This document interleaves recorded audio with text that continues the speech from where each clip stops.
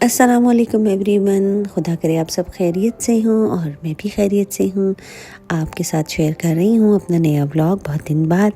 और हमारे यहाँ सर्दियों में अक्सर जो है वो तक़रीब हुआ करती हैं। मतलब हम कोई भी इवेंट अगर करते हैं, हमारी कोशिश होती है कि हम एक तो अब माशाल्लाह हम लोग ग्रैंड पेरेंट्स हो गए हैं, बच्चों की छुट्टी में करें, और एक ये कि मौसम अच्छा और बेहतर हो। तो ये दिसंबर का महीना भी शुरू होने वाला है, तो हमारे जो इवेंट्स हैं वो ऑलमोस्ट हम दिसंबर में ही किया करते हैं, नवंबर से दिसंबर में। लेकिन दिसंबर में आपको मैंने बताया कि अब इसलिए कि हमारी नवासी की विंटर वेकेशन हो या समर वेकेशन हो, तो हम कोई भी इवेंट इसी तरह रखते हैं। लेकिन कोशिश होती है कि ज़रा ठंडे मौसम में रखें, क्योंकि यहाँ पे आपको पता है मिडल ईस्ट में गर्मी का मसला थोड़ा सा ज़्यादा है। और ये अभी जो है बड़ा प्लेजेंट मौसम चल रहा है और बहुत खूबसूरत ठंडी हवाएं चल रही हैं। आइए बताऊं मैं आपको, हम जा रहे हैं कहाँ। हम तैयारी कर रहे हैं अपने घर में आने वाले एक इवेंट की। हम वहाँ पे जा रहे थे और बस उससे एक दिन पहले हमने लेनी थी ढोलक, जो मैंने शेयर किया था। और आज भी हमें कुछ छोटी मोटी चीज़ें चाहिए थी। हम ये लाफा एक जगह है, बहुत अच्छा शवारमा मिलता है यहाँ। तो मैंने बच्चों से कहा कि पहले हम कुछ खा लें और उसके बाद फिर हम यहीं से आगे बढ़ेंगे। बच्चे यहाँ पे तकरीबन तमाम जगहें घूमते रहते हैं और मेरा बहुत कम ही निकलना होता है। लेकिन जो जगहें बच्चे जहाँ भी लेके जाते हैं वहाँ पे मैं बहुत इन्जॉय करती हूँ, क्योंकि बहुत अच्छी जगहें होती हैं। यहाँ बैठ के बिल्कुल भी नहीं लग रहा था कि हम दुबई में हैं, और बिल्कुल ऐसा लगा था जैसे हम पेरिस आ गए हैं। बहुत अच्छा शवारमा था। बस हमने शवारमा खाया और हमने अपने कुछ छोटे मोटे काम करने थे, वो करके हम घर आ गए। दूसरे दिन सुबह, क्योंकि सर्दियाँ आ गई हैं और मेरा बहुत दिल चाह रहा था साग खाने का, मैंने साग मंगाया, जो बहुत मुश्किल से यहाँ मिला करता है। और फिर मैंने अपनी बेटी के साथ बैठ के साग काटा, उनको भी बताया कि साग कैसे कटता है, क्योंकि वो यही पूछ रही थी कि अम्मा ये कैसे बनता है।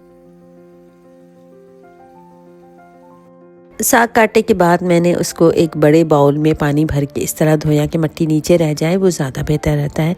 जब सही से आप किसी बड़े बर्तन में उसको भिगो के धोएं तो मिट्टी नीचे बैठ जाती है। आप डालें इसमें लहसुन, हरी मिर्चें और ज़ीरा, बस मैं यही 3 चीज़ें डाला करती हूँ। और नमक आपने नहीं डालना, और आप बस इसको ढक के रख दें।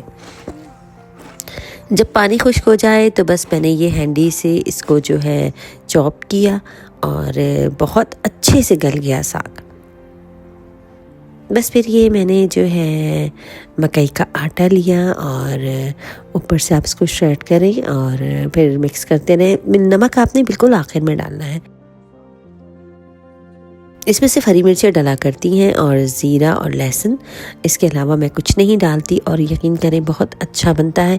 साग बनाना बहुत आसान होता है, असल जो प्रोसेस होता है वो होता है इसकी कटिंग।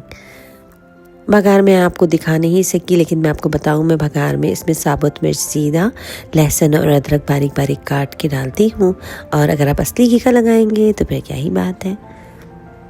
ये हमारा एक और दिन हमारी शॉपिंग यहाँ बर दुबई साइड पे। जी मैं अब बता ही देती हूँ आपको, मेरी जो एक बेटी है उनकी हो रही है मंगनी और उनकी इंगेजमेंट की हम कर रहे हैं तैयारियाँ। और यहाँ हम बर दुबई पहुँचे, और यहाँ पे अगर आप बर दुबई आएँ कभी दुबई और ये चीज़ें ना खाएँ तो आपको कोई मज़ा नहीं आएगा। बर दुबई में ख़ासियत है ये वड़ा पाव, बच्चे तो बहुत शौक़ से खाते हैं, मैं नहीं खाती क्योंकि बहुत हैवी होता है। और ये जो मैं खा रही हूँ ये राजस्थानी कचौरी है और गोलगप्पे, ये बहुत मज़ेदार। इवेंट्स हमारे यहाँ तकरीबन मैंने आपको बताया सर्दियों में ही होते हैं। ये एनिवर्सरी मेरी सबसे छोटी बेटी की वेडिंग एनिवर्सरी थी और हमारे यहाँ एक और खुशखबरी आई है माशाल्लाह अल्हम्दुलिल्लाह। मेरी बहन की बेटी के यहाँ हुई है प्यारी सी गुड़िया और हमारे घर में आ गई है माशाल्लाह माशाल्लाह रौनक। एक नवासी हमारी यहाँ भी हो गई हैं क्योंकि बच्चे बाकी तो 2 पाकिस्तान में हमारे नवासा नवासी हैं बड़ी बेटी के बच्चे, वो तो कभी कभी ही आया करते हैं, लेकिन ये छोटी हमारे यहीं पे है। मेरी बेटी जिनकी बहन की बेटी इनकी शादी हमारे यहाँ दुबई में ही हुई थी, ये उनकी बेटी है।